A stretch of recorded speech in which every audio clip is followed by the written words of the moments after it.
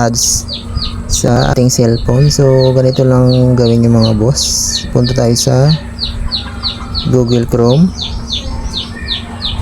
Ayan. Bago touch natin dito. Bago yan, baba natin. Punta tayo sa settings. Ayan. Hanapin natin yung site settings.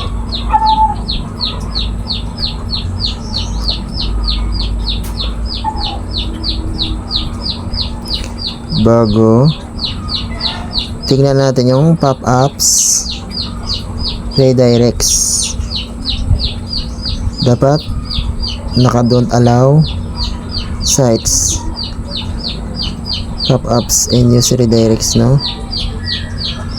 Naka-block yan dapat. And then intrusive ads dapat naka-block din.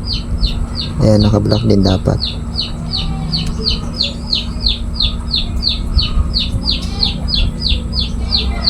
So ganito lang, no? Ulitin natin. Yan, siya. Pinutin natin yan. Bago settings. Bago hanapin natin yung site settings. And then hanapin natin yung intrusive ads saka yung pop-ups. Yan, pop-ups, redirects.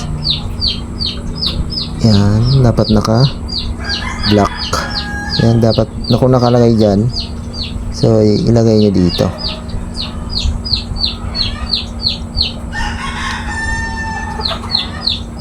And intrusive ads, no?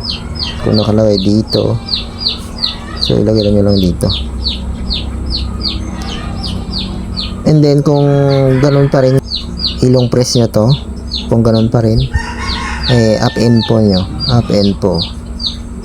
And then hanapin nyo yung storage.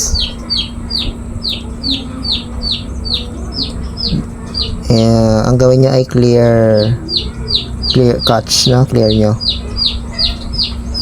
Ayan, clear data. Yan, clear cache. Then okay, kung ganun pa rin, so ganun lang guys. Pag may lumalabas sa inyo, pag halimbawa open kayo ng GCash, may lalabas na ads. Halimbawa ganyan, mag-open kayo ng GCash, may lumalabas na ads. So ganun yung ganyan gawin nyo, no? Punta lang kayo ng Chrome. Kaya yun lang yung ginawa ko.